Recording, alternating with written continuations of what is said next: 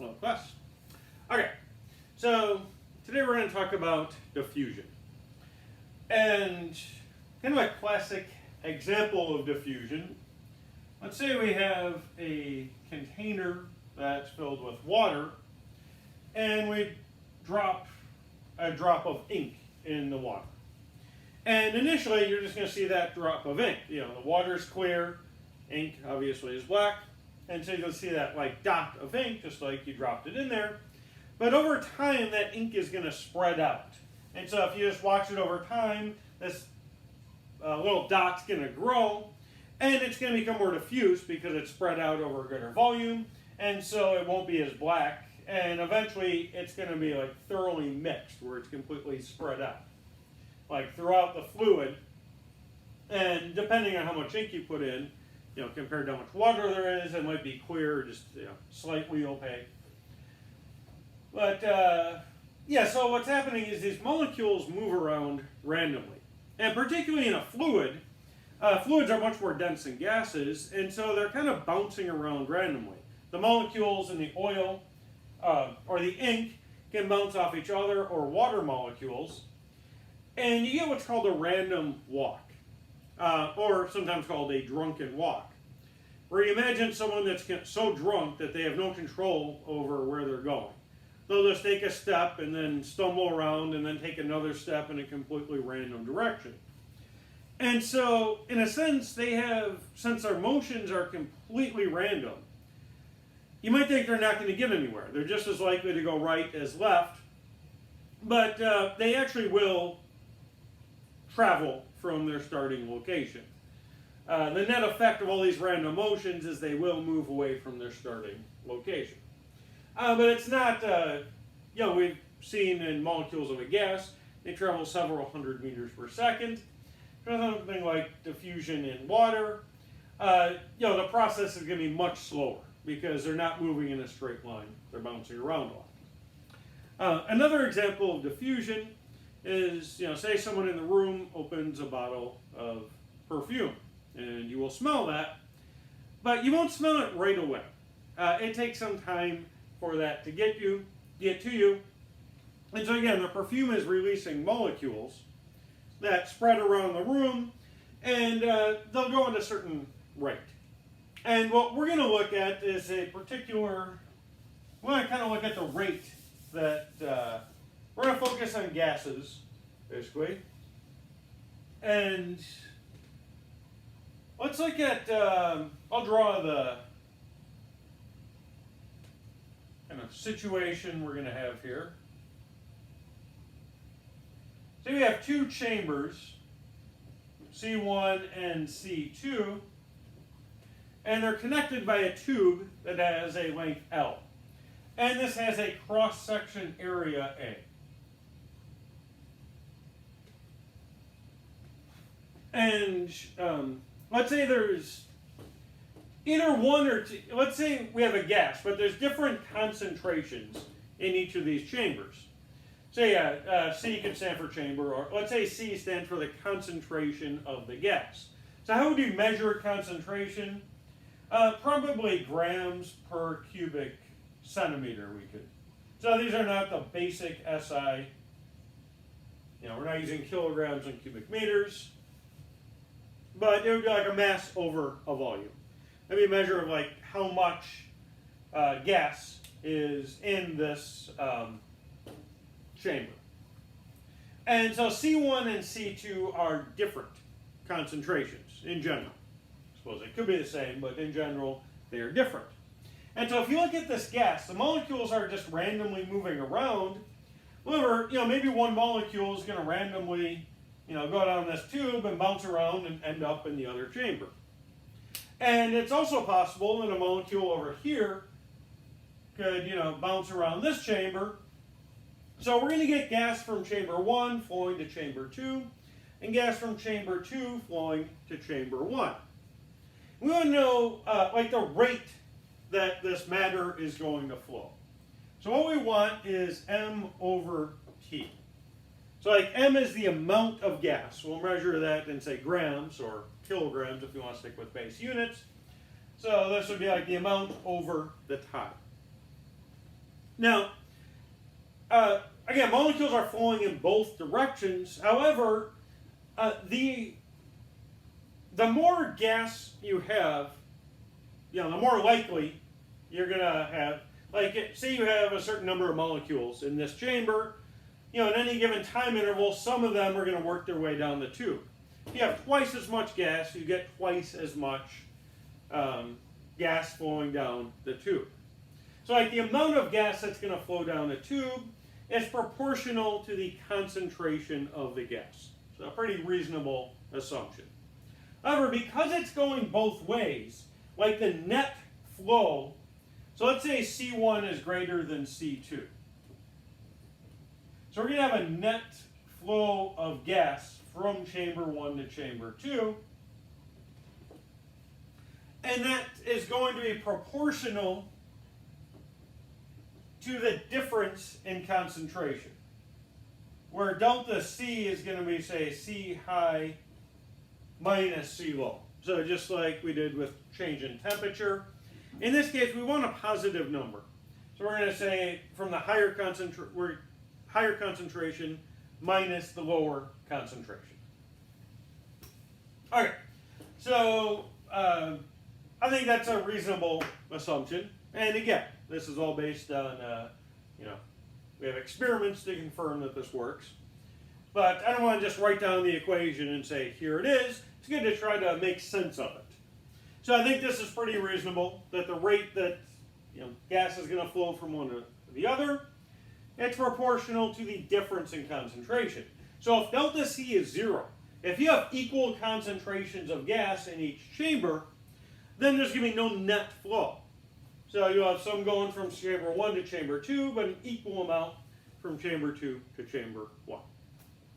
Okay, now what other factors? Obviously the area is going to be a factor. If you make the tube bigger, like wider, more gas, it's easier for the gas to flow. So it's also going to be proportional to the area. However, it's inversely proportional to the length. Longer tube, harder for the gas to flow through. And so we can combine all of these and I'll just write it here. So it's proportional to, I'm going to write this as A delta C over L. So this is the rate that gas is going to flow from one end to the other. Okay, now how do we turn this into an equation? We introduce a constant, which we're going to call the diffusion constant. We call that D. So our final equation, this is something called Fick's law.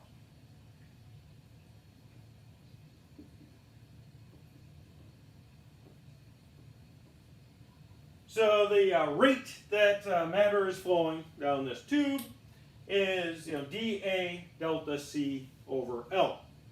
Now let's look at this diffusion constant. Let's stick with basic SI units. If we solve for D, let's just do that. We have ml over A delta C T. Let me just check to make sure I did the algebra right. Yeah, ml on top and then A delta C T. Okay, so m is mass, so it would be kilograms times meters. Area is meters squared. Here we have seconds, and then concentration, let's say kilogram per meter cubed, just to stick to the basic SI units. So the kilograms cancel out. We have meters to the fourth over meters squared seconds. So the units are meters squared per second for this the diffusion constant. Now, how do you figure out the diffusion constant? That's a pretty complicated thing. That's generally something that will be given to you. The only reason it wouldn't be given to you, if you were given all the other information and your goal was to solve for the diffusion constant. So that's Fick's law. I'm going to write that over here.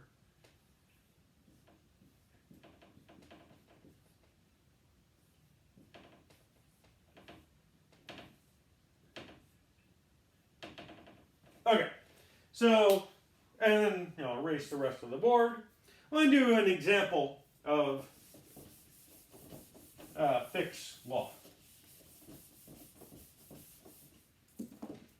So I'll just read this from the notes. This is also in the book. It says, the diffusion constant for the amino acid glycine in water.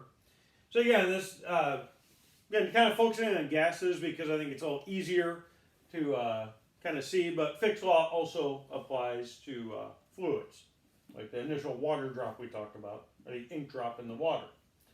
Alright, so we're given the diffusion constant for the amino acid glycine in water. I'm going to write this down. So for this problem, D is 1.06 times 10 to the minus 9 meters squared per second. So we have a 2 centimeter long tube with a cross-section area. So that 2 centimeters is going to be the length. And we're given a cross-section area of 1.5 times 10 to the minus 4 meters squared. So again, it's a pretty small cross-section area, but we're talking about an amino acid, which is something you'd find in a cell. So, yeah, we're talking a very small scale thing here. All right. So the mass rate of diffusion, I'll write that down. M over T is 4.2.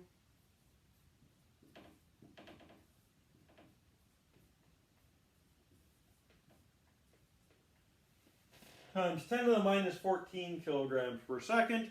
So again, a very, very small number. We're talking about molecules here. And we're measuring in kilograms, so, yeah, it makes sense. Okay.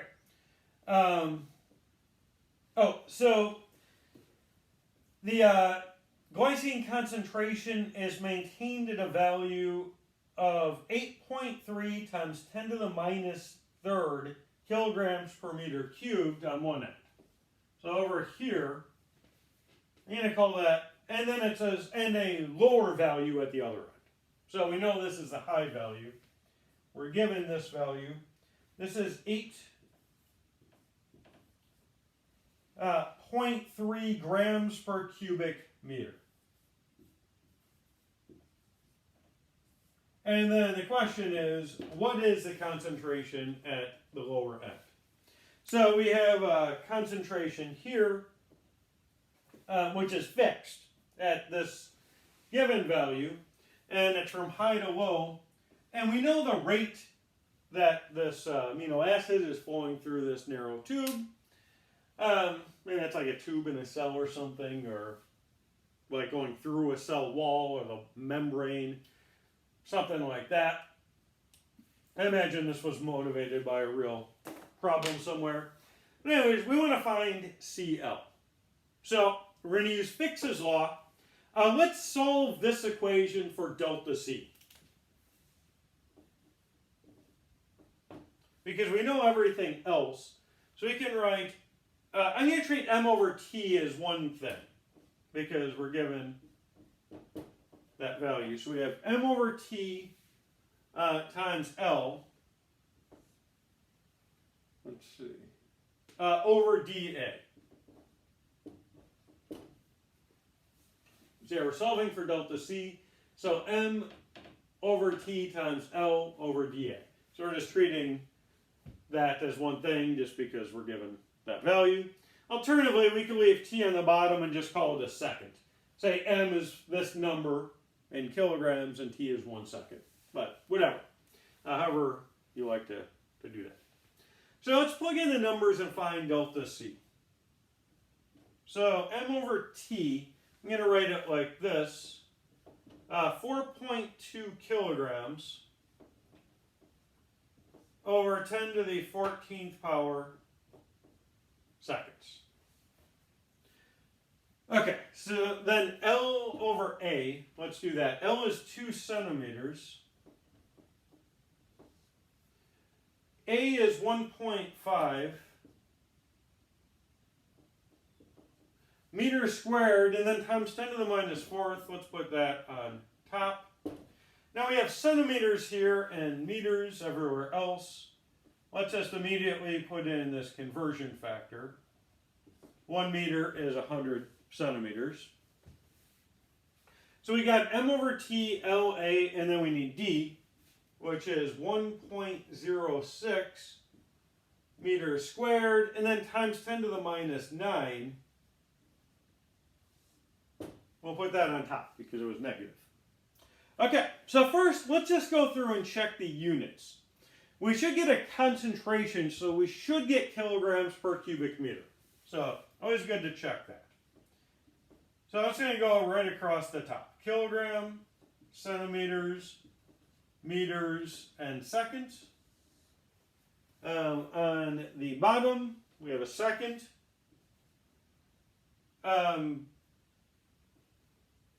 Let's skip the meters for a moment. We have centimeter here. And then we have meters to the 4th power. So I'm going to put one here and the other here. So on the bottom we have seconds. That checks out. Here we have meters to the 4th, so I put 1 here and 3 here, and then centimeters. These cancel out, and we do get kilograms per cubic meter. So get that. So now let's get the numbers. So I'm just going to multiply the top. 4.2 times 2, that would be 8.4. And then times 10 to the 13th. So we have 10 to the 4 and 10 to the 9. That's 10 to the 13th. On the bottom, 1.5 times 1.06. That's going to be like 1.51. And then we have 10 to the 14 and 100. That's 10 to the 16. So again, this is kilogram per cubic meter. I'm going to do one more conversion actually, because I wrote the high concentration in terms of grams. So let's do it this way. Just to make it easier later, we have kilogram per cubic meter. Let's say 1,000 grams is 1 kilogram. And that's actually going to be nice because 10 to the 13 and 10 to the 3rd is 10 to the 16, which will cancel that out. So we have 8.4 divided by 1.51 grams per cubic meter. Now, this is around 3 halves. So we could do 16.8 over 3. Just going to get a kind of a round number here. It's going to be around 5.6 grams per cubic meter. I don't know if I have that in the notes or not. No, in the notes I just solved for the lower concentration. I didn't find this intermediate number. So it should be around 5.6. So that's delta C, and that's a high concentration. Here, I'll just write it out. What we want to solve for is CL. So CL would be CH minus delta C. So they have the same units. We have 8.3 minus 5.6. Let's see, that would be what? 8.3 minus, 6, that would be 2.3, around 2.7.